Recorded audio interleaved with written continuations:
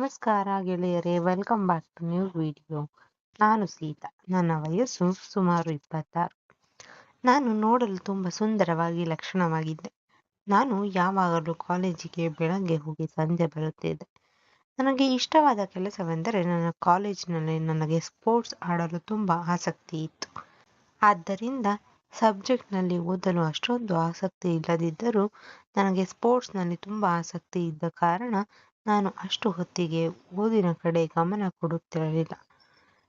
ಹೆಚ್ಚಿನದಾಗಿ ನಾನು ಆಟದ ಕಡೆ ಗಮನ ಕೊಡುತ್ತಿದ್ದೆ. ಅದರಲ್ಲೂ ನನಗೆ ಫುಟ್ಬಾಲ್ ಎಂದರೆ ತುಂಬ ಇಷ್ಟ. ಅದರ ಜೊತೆಗೆ ವಾಲಿಬಾಲ್ ಅಂದರೂ ಸಹ ತುಂಬ ಇಷ್ಟ.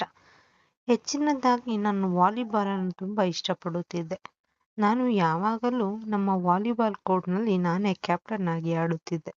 ಹೀಗೆ ನಾವು ಸ್ಪೋರ್ಟ್ಸನ್ನು ಆಡುತ್ತಿರುವಾಗ ನಮ್ಮ ಕ್ಲಾಸಿನಲ್ಲಿ ಇದ್ದ ಒಬ್ಬ ಸ್ನೇಹಿತನ ಮೇಲೆ ನನಗೆ ಇಷ್ಟವಾಯಿತು. ಏಕೆಂದರೆ ಅವನು ಸಹ ನನ್ನಂತೆ ಓದಿನ ಮೇಲೆ ಅಷ್ಟೊಂದು ಆಸಕ್ತಿ ಇರಲಿಲ್ಲ. ಅವನಿಗೂ ಸಹ ಸ್ಪೋರ್ಟ್ಸ್ನಲ್ಲಿ ಆಸಕ್ತಿ ಇತ್ತು. ಅವನಿಗೆ ಹೆಚ್ಚಿನದಾಗಿ ಹಾಕಿ ಆಡಲು ತುಂಬ ಇಷ್ಟಪಡುತ್ತಿದ್ದ. ಹಾಗೆ ಅವನ ಹತ್ತಿರ ಒಂದು ಹಾಕಿ ಸ್ಟಿಕ್ ಕೂಡ ಇತ್ತು. ಅದು ಸುಮಾರು 15,000 ಬೆಲೆ ಬಾಳುವುದಾಗಿತ್ತು. ಹಾಕಿ ನಮ್ಮ ರಾಷ್ಟ್ರ ಕ್ರೀಡೆ. ಅದನ್ನು ಅವನು ಇಷ್ಟಪಡುತ್ತಿದ್ದ ಕಾರಣ ಅವನ ಮೇಲೆ ಒಂದು ಗೌರವ ಮತ್ತು ಪ್ರೀತಿ ನನ್ನಲ್ಲಿ ಮೂಡಿತ್ತು. ಒಂದು ದಿನ ಹೀಗೆ ನಾವು ಸ್ಪೋರ್ಟ್ಸ್ ಆಡಲು ಗ್ರೌಂಡಿಗೆ ಹೋದೆವು. ಅವನು ನನಗೆ ಕೇಳಿದ, ನೀನು ಯಾಕೆ ಓದುವುದರಲ್ಲಿ ಅಷ್ಟೊಂದು ಆಸಕ್ತಿ ತೋರಿಸುವುದಿಲ್ಲ? ವಾಲಿಬಾಲ್ ಎಂದರೆ ಸಹ ತುಂಬ ಆಸಕ್ತಿ ತೋರಿಸುತ್ತೀಯಾ ಎಂದು ಕೇಳಿದ. ನಾನು ಅವನಿಗೆ ಹೇಳಿದೆ. ಮೊದಲನೇ ಅವನ ಹೆಸರು ರಾಕೇಶ್. ನಾನು, ಹೌದು ರಾಕೇಶ್, ನನಗೆ ವಾಲಿಬಾಲ್ ಅಂದರೆ ತುಂಬ ಇಷ್ಟ. ನಾನು ಯಾಕೆ ಓದುವುದರಲ್ಲಿ ಅಷ್ಟೊಂದು ಆಸಕ್ತಿ ತೋರಿಸುವುದಿಲ್ಲ ಎಂದರೆ ಅವನು ಸಹ ಹೇಳಿದ, ನನಗೂ ಅಷ್ಟೇ, ಹಾಕಿ ಅಂದರೆ ತುಂಬ ಇಷ್ಟ. ನಾನು ಅದರಲ್ಲಿ ಚೆನ್ನಾಗಿ ಆಡಿ ಹೆಸರು ಮಾಡಬೇಕೆಂಬ ಆಸೆ ಇದೆ ಎಂದು ರಾಕೇಶ್ ಹೇಳಿದ. ರಾಕೇಶ್ ಸ್ಪೋರ್ಟ್ಸ್ನಲ್ಲಿ ಇದ್ದ ಕಾರಣ 6 ಅಡಿ ಎತ್ತರ ಹಾಗೂ ಆಕರ್ಷಣವಾದ ದೇಹವನ್ನು ಹೊಂದಿದ್ದ ಹಾಗೂ ನೋಡಲು ತುಂಬ ಸುಂದರವಾಗಿ ಕಾಣುತ್ತಿದ್ದ. ಅವನು ಹಾಕಿ ಆಡುತ್ತಿದ್ದರೆ ತುಂಬ ಸುಂದರವಾಗಿ ಆಕರ್ಷಣೀಯವಾಗಿ ಕಾಣುತ್ತಿದ್ದ. ಅವನಿಗೆ ತುಂಬ ಫ್ಯಾನ್ ಫಾಲೋವರ್ಸ್ ಸಹ ಇದ್ದರು. ಅಷ್ಟು ಸುಂದರವಾಗಿ ಕಾಣುತ್ತಿದ್ದ ಅವನಿಗೆ ಹೆಚ್ಚಿನದಾಗಿ ಹಾಕಿ ಆಡುವುದರಿಂದ ಕಟ್ಟುಮಸ್ತಾಗಿ ಇದ್ದ. ಹೀಗೆ ನಾನು ರಾಕೇಶ್ನ ಜೊತೆ ಮಾತನಾಡುತ್ತಾ, ಬಾ ರಾಕೇಶ್, ಒಂದು ದಿನ ವಾಲಿಬಾಲ್ ಆಡೋಣ, ನಾನು ನಿನಗೆ ವಾಲಿಬಾಲ್ ಹೇಳಿಕೊಡುತ್ತೇನೆ ಎಂದು ಹೇಳಿದೆ. ಹಾ ಸೀತಾ, ನಾನು ಬರುತ್ತೇನೆ. ನಾಳೆ ಹಾಕಿ ಟೂರ್ನಮೆಂಟ್ ಇದೆ. ನಾಳೆ ನೀನು ಬಾ, ಅಲ್ಲಿ ಆ ಟೂರ್ನಮೆಂಟ್ ಮುಗಿಸಿಕೊಂಡು ನಾಳೆ ವಾಲಿಬಾಲ್ ಆಡೋಣ ಎಂದ. ಸರಿ ಎಂದು ನಾನು ಅವರ ಟೂರ್ನಮೆಂಟ್ ಮಾರನೇ ದಿನ ಹೋಗಿದ್ದೆ. ಅವನು ಹಾಕಿ ಬ್ಯಾಟ್ನಲ್ಲಿ ಇನ್ನೂ ಆಡಿದ ಸ್ಕೋರನ್ನು ಹೊಡೆಯುತ್ತಿದ್ದ. ಅವನಿಗೆ ಹೆಚ್ಚು ಫ್ಯಾನ್ಸ್ಗಳು ಕಿರುಚಾಡುತ್ತಿದ್ದರು. ಆ ಟೂರ್ನಮೆಂಟಲ್ಲಿ ನೆರೆದ ಜನರು ರಾಕೇಶ್ ರಾಕೇಶ್ ಎಂದು ಕಿರುಚುತ್ತಿದ್ದರು. ಆ ದಿನ ನೋಡಲು ಅವನು ತುಂಬ ಸುಂದರವಾಗಿ ಕಾಣುತ್ತಿದ್ದ. ಆ ಕ್ಷಣವನ್ನು ನನಗೆ ಮರೆಯಲಾಗುವುದಿಲ್ಲ. ಅವನನ್ನು ನೋಡುತ್ತಾ ಅವನ ಪ್ರೀತಿಗೆ ನಾನು ಹಾಗೆಯೇ ಬಿದ್ದು ಬಿಟ್ಟೆ. ಅವನನ್ನು ನೋಡುತ್ತಿದ್ದರೆ ಏನೋ ಮೈಯೆಲ್ಲ ಜುಮ್ ಎನಿಸುತ್ತಿತ್ತು. ಹೊಟ್ಟೆಯಲ್ಲಿ ಚಿಟ್ಟೆ ಬಿಟ್ಟಂತಾಗುತ್ತಿತ್ತು.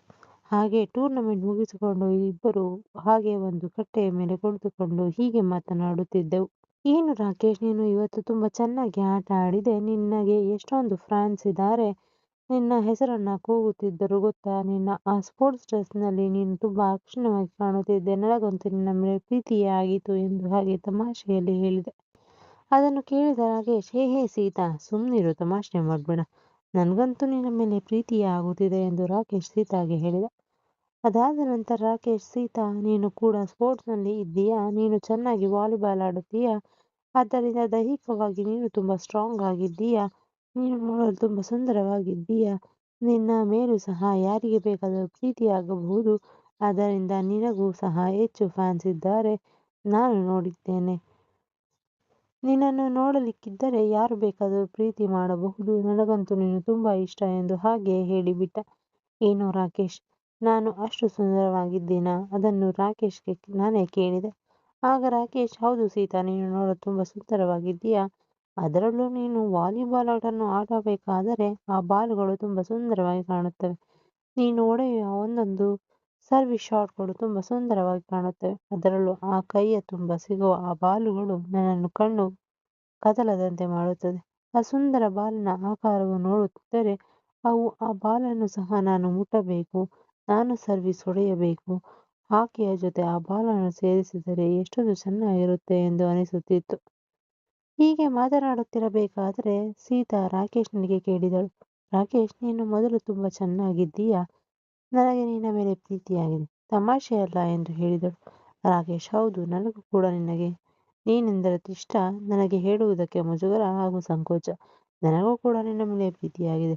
ಇಬ್ಬರೇ ಏಕೆ ಪ್ರೀತಿಸಬಾರದು? ಹಾಗೆ ಒಟ್ಟಿಗೆ ಹಾಕಿ ಮತ್ತು ವಾಲಿಬಾಲ್ ಆಡಬಹುದು. ನಾನು ನಿನಗೆ ಹಾಕಿ ಕಲಿಸುತ್ತೇನೆ, ನೀನು ನನಗೆ ವಾಲಿಬಾಲ್ ಕಲಿಸು ಎಂದು ಹೀಗೆ ರಾಕೇಶ್ ಹೇಳಿದಾಗ ನಾನು ಸಹ ಒಪ್ಪಿಕೊಂಡೆ. ಹೀಗೆ ನಮ್ಮ ಆ ದಿನ ಮುಗೀತು. ರಾತ್ರಿಯೆಲ್ಲ ನಾವು ಮೊಬೈಲ್ನಲ್ಲಿ ಚಾಟ್ ಮಾಡಲು ಸ್ಟಾರ್ಟ್ ಮಾಡಿದೆವು. ನಾನು ಮೊಬೈಲ್ನಲ್ಲಿ ಚಾಟ್ ಮಾಡುತ್ತಾ, ಹೇ ರಾಕೇಶ್, ನೀನು ತುಂಬ ಸುಂದರವಾಗಿ ಆಟ ಆಡುತ್ತೀಯಾ? ನನಗಂತೂ ಇಂದು ಆಡಿದ ಆಟವನ್ನು ನೋಡಿ ನನಗೆ ನಿದ್ದೆ ಬರುತ್ತಿಲ್ಲ.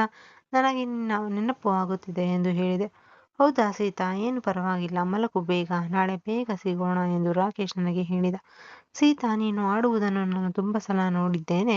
ನೀನು ಸಹ ಆ ಸ್ಪೋರ್ಟ್ಸ್ ಪಟೆಯಲ್ಲಿ ತುಂಬ ಸುಂದರವಾಗಿ ಕಾಣುತ್ತೀಯಾ? ಅದರಲ್ಲೂ ನೀನು ಆಡುವ ಬಾಲುಗಳಂತೂ ತುಂಬ ಸುಂದರವಾಗಿದೆ. ನೀನು ಹೊಡೆಯುವ ಒಂದೊಂದು ಶಾರ್ಟ್ ಬಾಲ್ಗಳು ನನಗೆ ನೋಡಲು ತುಂಬ ಆಸೆಯಾಗುತ್ತದೆ. ನನಗೆ ಯಾವಾಗ ಬಾಲನ್ನು ನಿನ್ನ ಜೊತೆ ಆಡುತ್ತೇನೋ, ಯಾವಾಗ ನಾನು ನಿನಗೆ ಹಾಕಿಯನ್ನು ಕಲಿಸುತ್ತೇನೆಂದು ಅನಿಸುತ್ತಿದೆ. ನಾಳೆ ಇಬ್ಬರು ಸೇರಿ ಆಟವನ್ನು ಆಡೋಣ, ತಲೆ ಕೆಡಿಸ್ಕೊಂಬೇಡ. ಹಾಗೆ ನಾಳೆ ಸುಂದರವಾಗಿ ರೆಡಿಯಾಗಿ ಬಾ. ನಾನು ಕೂಡ ಹಾಗೆ ಸುಂದರವಾಗಿ ರೆಡಿಯಾಗಿ ಬರ್ತೇನೆ ಎಂದು ಹೇಳಿದೆ. ನಾನು ರಾತ್ರಿಯೆಲ್ಲ ಅವನ ನೆನಪಿನಲ್ಲಿ ಕಳೆದು ಬೆಳಗ್ಗೆ ಬೇಗ ಅವನನ್ನು ಮೀಟ್ ಆಗಬೇಕೆಂದು ಬೇಗನೆ ಎದ್ದು ರೆಡಿಯಾಗಿ ಅವನನ್ನು ಮೀಟ್ ಆಗಲು ಗ್ರೌಂಡಿನಲ್ಲಿ ಕಾಯುತ್ತಿದ್ದೆ. ಅವನು ಸಹ ಬಂದ. ಅವನ ಮುಖ ಇನ್ನು ಸುಂದರವಾಗಿ ಕಾಣುತ್ತಿತ್ತು. ಹಾಗೆ ನಾನು ಕೂಡ ಸುಂದರವಾಗಿ ಕಾಣಲು ಎಲ್ಲ ತಯಾರಿಯನ್ನು ಮಾಡಿಕೊಂಡು ಬಂದಿದ್ದೆ. ಸೀತಾ, ಏನು ಇಷ್ಟು ಬೇಗ ಬಂದಿದ್ದೀಯಾ ಎಂದು ಕೇಳಿದ. ಹೌದು ರಾಕೇಶ್, ನಿನ್ನನ್ನೇ ನೋಡಲು ಬಂದೆ. ನಿನ್ನ ಜೊತೆ ನಾನು ಹಾಕಿ ಆಡಬೇಕೆಂದು ಯಾವಾಗಲೂ ಕಾಯುತ್ತಿದ್ದೆ. ಸರಿ, ಹಾಗಿದ್ದರೆ ಗ್ರೌಂಡಿಗೆ ಹೋಗೋಣ, ಅಲ್ಲಿ ಪ್ರಾಕ್ಟೀಸ್ ಮಾಡೋಣ. ನಂತರ ಅದಕ್ಕೂ ಮುಂಚೆ ನಾವು ತಿಂಡಿಯನ್ನು ಮಾಡೋಣ ಎಂದು ಅಲ್ಲಿದ್ದ ಕ್ಯಾಂಟೀನ್ಗೆ ಹೋದೆವು. ಕ್ಯಾಂಟೀನ್ನಲ್ಲಿ ನಮಗೆ ಚಿತ್ರಾನ್ನ ಹಾಗೂ ಇಡ್ಲಿ ಮತ್ತು ದೋಸೆ ಇತ್ತು.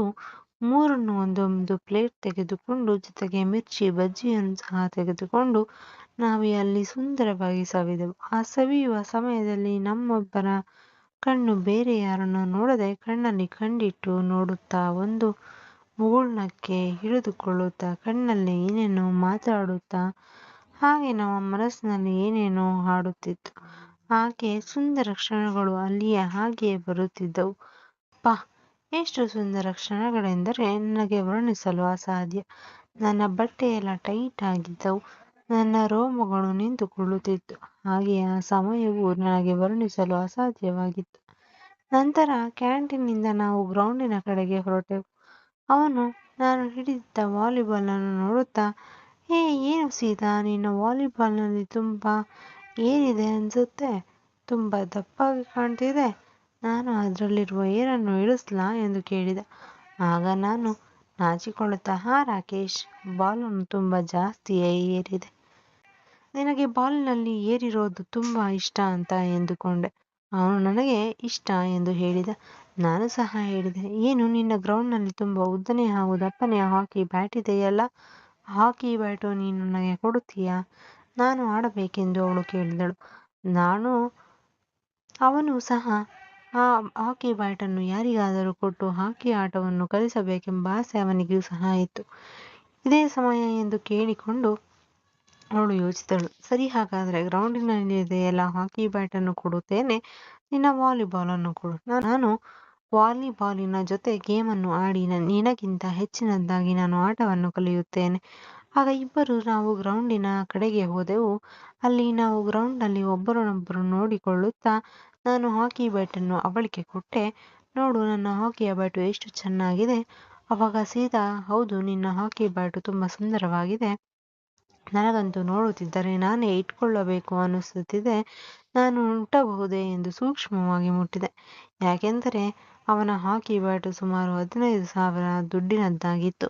ಆದ್ದರಿಂದ ಅವನ ಹಾಕಿಯ ಬ್ಯಾಟು ತುಂಬ ಗಟ್ಟಿಯಾಗಿತ್ತು. ಏನು ಇಷ್ಟೊಂದು ಗಟ್ಟಿಯಾಗಿದೆ ಎಂದು ಕೇಳಿದರೆ ಅವನು ಹೇಳಿದ, ಹೌದು, ಅಷ್ಟು ಗಟ್ಟಿಯಾಗಿದ್ದರೆ ಮಾತ್ರ ವಾಲಿಬಾಲನ್ನು ಜೋರಾಗಿ ಹೊಡೆಯಬಹುದು ಎಂದು ಹೇಳಿದ. ಹಾಗೆ ನಾನು ವಾಲಿಬಾಲನ್ನು ಅವನಿಗೆ ಕೊಟ್ಟು ವಾಲಿಬಾಲ್ ಆಡಲು ಕಲಿಸುತ್ತೇನೆ ಎಂದು ಕೊಟ್ಟೆ. ನಾನು ವಾಲಿಬಾಲನ್ನು ಕೊಟ್ಟ ತಕ್ಷಣ ಜೋರಾಗಿ ಹಿಡಿದು ಅದರಿಂದ ಏರನ್ನು ಬಿಟ್ಟ. ಆಗ ನನಗೂ ಸಹ ಖುಷಿಯಾಯಿತು. ವಾಲಿಬಾಲನ್ನು ಸಹ ಈ ಥರ ಉಪಯೋಗಿಸಿಕೊಳ್ಳಬಹುದಲ್ಲ ಇವನು ಚೆನ್ನಾಗಿ ಬಾಲನ್ನು ಉಪಯೋಗಿಸಿಕೊಳ್ಳುತ್ತಿದ್ದಾನೆ ಎಂದು ನಾನು ಅವನ ಹಾಕಿಯನ್ನು ಹಿಡಿದುಕೊಂಡು ಮತ್ತೆ ಅವನನ್ನು ವಾಲಿಬಾಲ್ನನ್ನು ಹಿಡಿದುಕೊಂಡು ಇಬ್ಬರು ಆಟ ಶುರು ಮಾಡಿದೆವು. ನಾವು ಇಬ್ಬರೇ ಸಂತೋಷವಾಗಿ ಹಾಕಿ ಮತ್ತು ವಾಲಿಬಾಲನ್ನು ಇಬ್ಬರು ಜೋರಾಗಿ ಆಡುತ್ತಿದ್ದೆವು. ನಮಗೆ ದಣಿದು ಸಾಕಾಗಿತ್ತು. ಅಲ್ಲಿ ಆಕೆಯ ಪಕ್ಕದಲ್ಲಿ ಇದ್ದ ಮಿಲ್ಕ್ ಶೇಕ್ ಸಹ ಕುಡಿದೆವು. ಆ ಮಿಲ್ಕ್ ಶೇಕ್ ತುಂಬಾ ಸಿಹಿಯಾಗಿತ್ತು. ಅವನು ಸಹ ವಾಲಿಬಾಲ್ ಪಕ್ಕದಲ್ಲಿ ತಂದಿಟ್ಟಿದ್ದ. ನಾನು ಫ್ರೂಟ್ ಜ್ಯೂಸನ್ನು ಕುಡಿದೆ. ಅವನಿಗೆ ತುಂಬಾ ಖುಷಿಯಾಯಿತು.